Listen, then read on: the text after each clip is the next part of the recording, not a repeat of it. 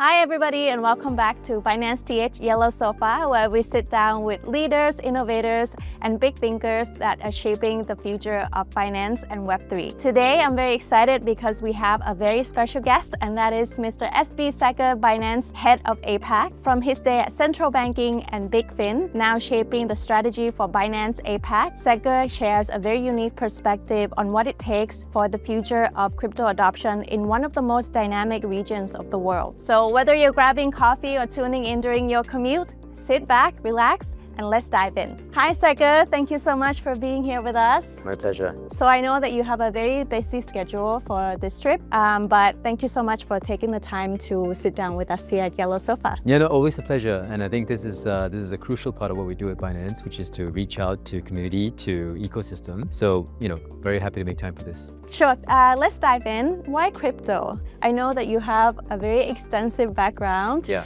What is that click moment for you that you realize you want to join crypto? So Tani, I've been in financial services all of my career, most of my career, right? I started litigation, but moved very quickly into a central banking role with the MAS in Singapore. It wasn't a single click moment. It was more of a series of clicks over time. My first exposure to crypto was basically when I read the white paper for Bitcoin. Right. Okay. And I was at that point working in sort of a offshore structuring company. And some of the people in that company, or one or two of them, were really having an excited conversation about this. And I had just read the white paper 2 days before that. So the logic of it just kind of appealed to me. So over time, I personally started getting involved in, exposure to crypto. Started, back in the day, you had to buy it through an escrow service. And so I found the whole experience of transacting in crypto really, really novel, and no intermediaries involved back then, right? So that was my initial click. And then over time, in the course of my career, I started doing a lot of blockchain legal work. And because I'm a lawyer by training originally, I did a lot of blockchain legal work, non-crypto specific to begin with, but I just understood that the technology could be applied so broadly across so many things. So that really pulled me in, and I decided to go and work in an environment where the most powerful use case for blockchain technologies was being played out, which was actually cryptographic assets, digital assets as we know them today. So that was my series of clicks to kind of getting into the space. I see. And I remember that you also have experience in public sector as well.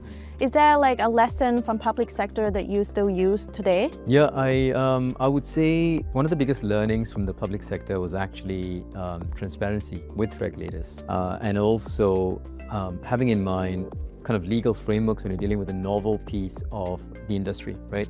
Because at the end of the day, it falls broadly into financial services. And over time, it's become more and more regulated as regulators have understood the technology and come to a landing on how to regulate it. So I think that open conversation with regulators is going to be a critical piece in defining the scope and the scale of this industry. I see. And speaking of regulations, I think you and I have seen such a big development in terms of regulators' understanding of crypto. And now crypto is becoming a more regulated market, and we start to get more retail user in. Is there anything that surprises you, or any trend that you're seeing currently in terms of more regulated markets, or in terms of development in regulations that you have observed? Yeah, one of the most fascinating things about regulation in this space is watching, right, that healthy tension. And one of the things that I think is useful to keep in mind is we're effectively regulating a technology and a service provision model that is highly disintermediated, right? So there are benefits to maintaining some elements of this business model in a centralized function, which then makes it tricky. How do you regulate effectively locally something that is best served from a consumer point of view, from a centralized function, right, or basis? And so I think that is really the tricky element now. As jurisdictions move to localize more and more of the various parts of this business, how do you then continue running that as a global enterprise? So I think that is the healthy tension. That is the development that we're watching out for, and obviously coping with our best foot forward, basically, right? I see. So why BINANCE APAC? Is it the region? Is it the exchange? What is it? Yeah, so BINANCE as a company needed no introduction for me. They've been dominant in this space for a long time. And when the opportunity came to work with BINANCE, for me, it was a natural progression to helping what is the most dominant centralized exchange in the world roll out more services, more products to more and more people around the world. Why APAC? It is, as you said, the most dynamic part of the world. We have the most interesting customer base and the most fragmented. legal framework around the region. So that twin perspective makes it interesting market to work with, and I open myself up to the challenge and look forward to it. I see. So if we were to separate APAC into maybe 3 categories, gray zone, things are not very clear, or regulated market like Thailand, sandbox market where government is willing to try but not yet throughout the country. Which countries sit where, and how strategies in these areas differ from each other? That's a great question. So I think Thailand obviously is a great example of a market that's gone the full regulation route, right? Fully localized, fully licensed locally. There are other markets in APAC, among them, I think Philippines is sort of experimenting with the sandbox model. And then there are markets where, it's not so much the gray zone, it's more that at this point, they're still comfortable with a business being offered a service being offered into the country, but I'm very sure they'll move towards a model where it becomes a licensable, localized model. And so there is no right or wrong answer in which model works best. I think it's central banks and governments have to decide what works best for their circumstances and their user base. But the long-term trend is more and more markets are moving towards the sandbox model to understand the technology and the consumer risks in a controlled fashion. And then from there, it's usually a natural progression to some sort of licensing framework once they've understood that, the risks and the upsides and the benefits, how they want to regulate the space. I see. Could you expand a little bit on the sandbox model for those who are not sure what it is? Like, does it only operate in one big city, and if you go out, you can no longer buy a digital asset? How does that work? Yeah, it's another great question. So sandboxes by design are basically an experimental space for a company to come in, work very, very closely with the regulator on a pretty much week-to-week basis. And it's a fast approval model where if the applicant, wants to run products A, B, and C, the regulator would work with the applicant to understand what these products are and then give in-principle approval or temporary approval within the sandbox. Now, how does the sandbox actually operate with respect to customers? It's timeline. So usually sandboxes offer a definite period of time. I see. Number 2, scale or scope. So how many customers can you serve? What's the maximum number of customers you can have? What's the the rate of onboarding? How many customers can you onboard per month? And again, to your point, geographical spread. Can you only serve customers from a particular region? Usually the case, or can you apply it countrywide? Sandboxes usually tend to expand over time. So as the regulator gets more comfortable with the applicant, the scope of the sandbox will kind of expand, and usually lead to 2 outcomes. 1, you've not graduated from the sandbox because you don't meet the requirements. Maybe you then go back to the sandbox again, or you need to kind of beef up your offering, or you graduate from the sandbox, which means you typically come out with some sort of licensing status, right? So it's like an environment to safely test whether a company's products are something that should be offered to consumers in the country, and then kind of ramp up offerings into the country. I would also think that a sandbox model also allows service provider like Binance and others to work quite closely with the regulators as well, right? Yes. Yeah, that's true. So if a license is issued, if a full license is issued, if the regulator wants to make modifications to the way the company operates, it will result in modifications to the license, right? Or maybe additional conditions to the license. And that is a relatively formal process. In a sandbox, it's a lot more fluid. So within the confines of a sandbox, because it hasn't resulted in a full license yet, the regulator and the applicant have more leeway to have a more robust back and forth, more fluid back and forth. And amendments or modifications can be made to the business model or the offerings in a much more quicker and in a more fluid manner compared to a full licensing model. So yes, to answer your question, I think in a sandbox, there's much more scope for I wouldn't say constant, but frequent interaction with the regulator. I see. Yeah. And having seen many markets in many stages in APAC, do you see any growing trend in terms of regulations in Asia Pacific specifically? Yeah, one thing I mentioned earlier is basically this drive towards localization, right? Now, obviously for a centralized exchange for ourselves, that's a lot easier to cope with. And in this drive towards localization, there are different elements. Different countries have different requirements and different things they want to localize. So it could be, for example, wallet infrastructure, it could be the order book, it could be the custody of digital assets, customer digital assets. It could be, office holders, people who have access to keys, right? So different countries choose what's important to them to localize. And they also, I think, have a strong understanding that basically if you localize all of it, then it becomes a a non-global offering. So that's the trend we're seeing, and that's a trend that is the need of the hour to cope with. And we need to cope with that in a manner that's fully compliant with law, which is transparent, as I mentioned earlier, but it's also commercially viable for a company like us. I see.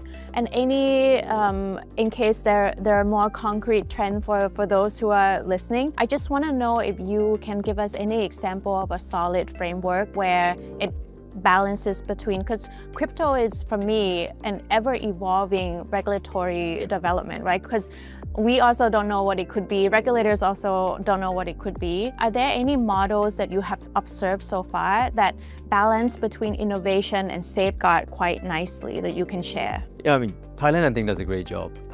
So the Thailand model works because there is local accountability, there is sufficient localization of the things that matter to the SEC, for example. Other markets that I can speak to, Malaysia is coming up with its amendments to its digital assets model, which we also think is a very good model. Again, there is an understanding of modularity, right?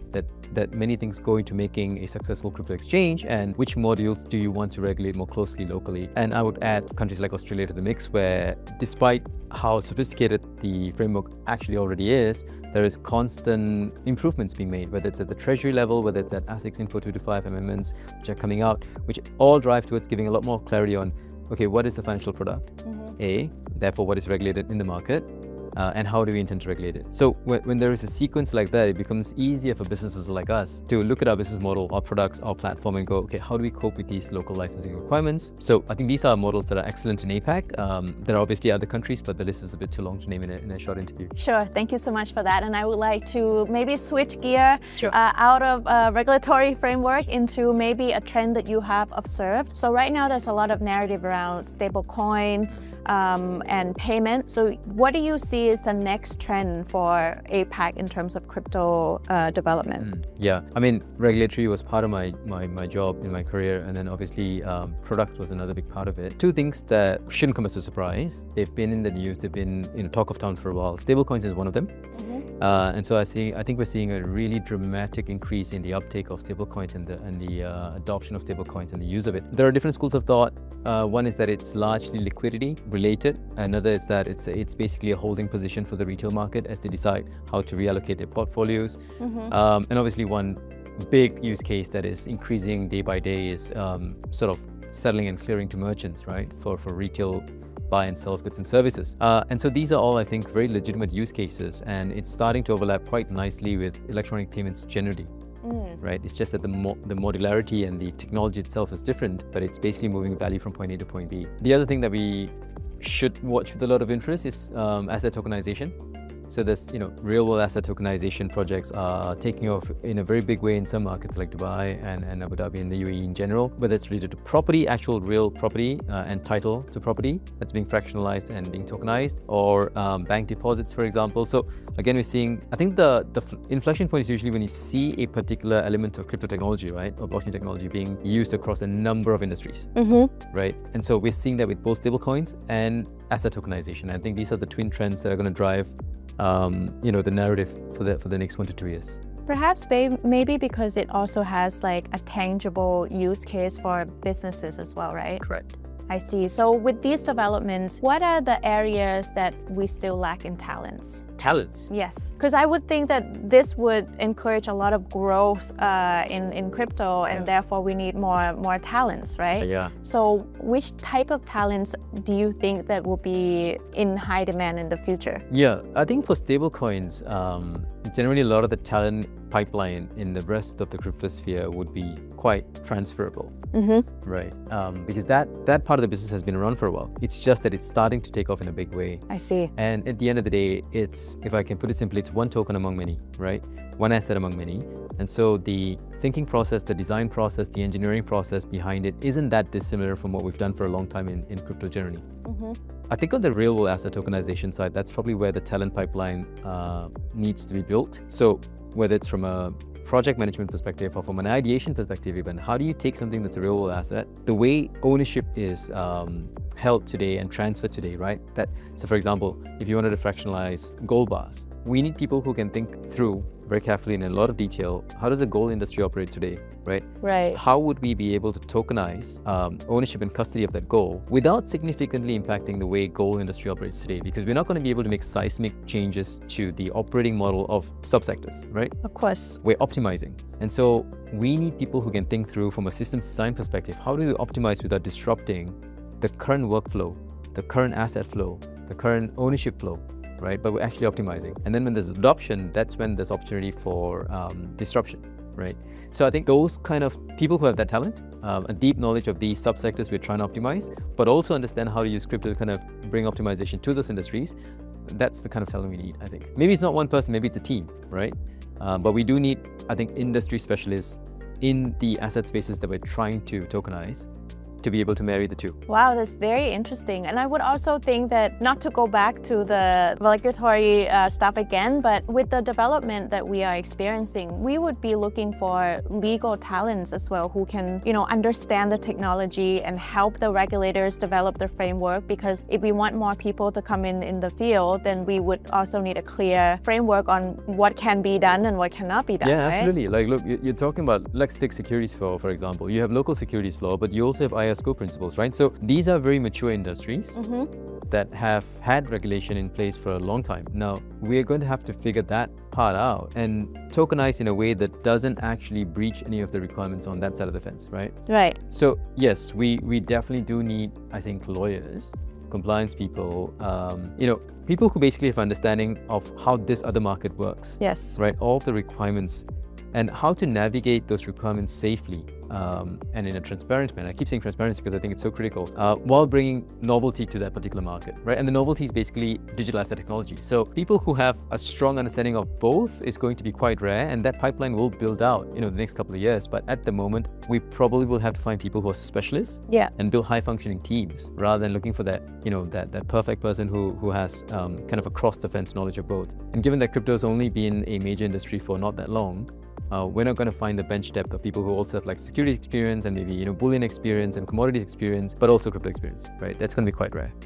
I see. So I think the future is still quite bright for young talents who are looking for, what could be possible for them as well. I just want to go back a little bit on stablecoin because there's such a big talk about it in the world and especially in Thailand. The Thai government, there's a lot of talk about having Thai baht stablecoin. Yeah. So a lot of people would still wondering like what is the real use case of cross-border stablecoins in Southeast Asia? Could you expand a little bit on that? Sure. And this is a personal view, but I think we got to think about stablecoins in terms of liquidity. And we also have to think about that in the context of CBDCs. So these are very similar, related concepts, but they're not identical, right? And so with stablecoins, so the analogy is today, global trade settles in USD, right? And the reason why global trade settles in USD, just to kind of belabor the obvious, is because of stability, of reliability, etc., right? And so businesses put their faith, in a way, in the greenback, right? And that's the reason why it settles in that currency as opposed to any other currency, even if it's an IMF basket. And the same logic applies to stablecoins. So because, as I mentioned, the core function of stablecoins is either settlement and clearance for payments, right? Or it's liquidity on trading venues, or it's a holding position. These are functions fulfilled usually by the currency of last resort, the type of currency where people have the most faith. So a stablecoin that's pegged to the USD is obviously going to fulfill that role, at least for the foreseeable future, a lot more than a stablecoin pegged to any other currency. So if you have a local currency stablecoin, it makes sense in the context of a local marketplace. So if you and I were trading in Thailand and we earned our incomes in Thai baht, we were buying into trading pairs in Thai baht, and we wanted to trade between each other, that sort of stablecoin pair would make sense. Right?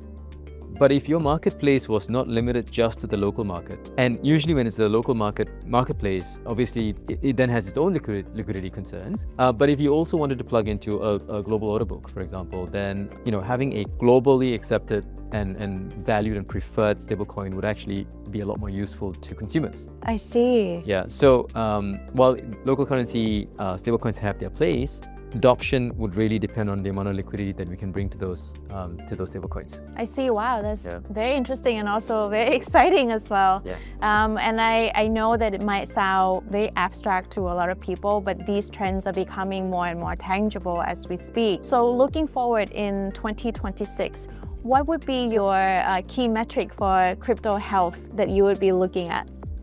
It's a good question. I think with any efficient, effective marketplace, you need both retail and institutional adoption.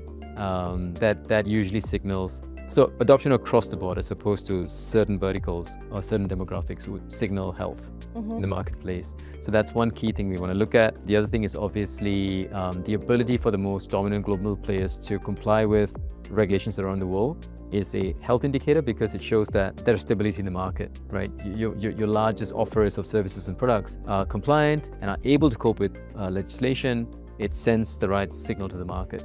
And if I had to think of a third, I would say, well, generally the level of innovation, right? And the usefulness of the products that we generate in the market, as opposed to hype products, which actually impact actual users, actual businesses. That is, to me, personally, a health indicator that we're actually doing something that's of use and service to the community at large. I see. Thank you so much for that. That's brilliant. I just wanted to scope down a little bit to Thailand. Sure.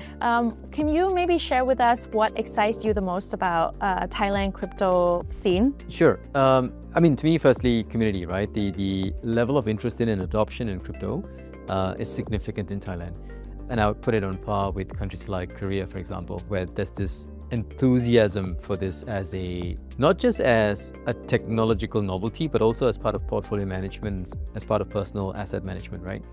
And secondly, I think the regulatory relationship we have here in Thailand, particularly for Binance, the strength of our local partnerships that we have here is quite, in my view, is very advanced. And so these things come together, right? In isolation, they're interesting and they're good to have, but when they come together, that's when you get real energy, real synergy, Of course. real growth and momentum. So that's why, to us, I think Thailand is a key market. Any one area that you think Thailand can lead and not follow in Southeast Asia? That's an interesting one. I think there is the opportunity here because the frameworks here are a lot more advanced. I think there is the opportunity here to think more long term about the kinds of blockchain technologies that would serve consumer interests long term.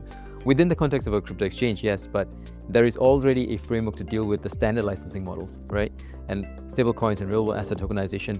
In APAC, the uptake by regulators on real-world tokenization is relatively a little bit behind some other parts of the world. And so I think that's a little bit of watch the space and, how do we regulate this a bit better? But I think Thailand definitely has a bit of a lead on that and could extend its lead in this space, which as I mentioned earlier, personally, I think it's one of two twin engines for the next 1 to 2 years. Amazing. Yeah. If you can share your point of view with regulators in Thailand, we also have a lot of builders in Thailand. Any advice or anything you would like to say to them? This is a body of work for all of us, not just builders and regulators in Thailand. It's for us at Binance as well, and companies globally. I personally would say deepen our knowledge of what asset tokenization is going to look like. Apply those mental models to different sectors that are ripe for innovation and disruption, optimization, as I mentioned earlier. And I think this is another huge undeveloped body of work and an undeveloped market within digital asset offerings that will be significant in the coming years. So I think all of us have an obligation to explore this space. Think about, well, if we were to do this from a business point of view, from a control and risk management point of view, how would we design it? I think that's the serious work ahead of us. And last question, what would be the key factor in 2026 for a success of crypto in Southeast Asia for you? Key factors for success, I think would be, so whether it's in Southeast Asia or like APAC generally, I think one key metric of success for us would be, as we all know, there are increasing requirements across the region to have a presence in country. Thailand was one of the countries that set the tone, but that tone has become a general thing now. So key areas of focus for me, my team in APAC, is to do that localization effectively, to collaborate and work with regulators to understand what the requirements are and meet those. It is also to grow the size of the pie. While crypto adoption has been solid over the last couple of years, we believe there's a lot more work to be done. It is not yet mainstream enough for our liking. And so education is another key one. So empowering people to understand how this works how they could take more control over their own financial futures and their own financial management and portfolio management is another key thing. And so for us, it's growth with customers, bringing more people into this space, and also doing that in a safe, scalable, and reliable manner. Wow, thank you so much, Seker. I think APAC is in good hands. Yeah, appreciate this. So that is it for Mr. SB Seker, Binance new head of APAC. His time with us is limited but very exciting. I hope you guys have learned many new facts and ideas and understanding of the regulatory framework and we were heading in the future. And I will see you in the next episode of Yellow Sofa. Bye guys.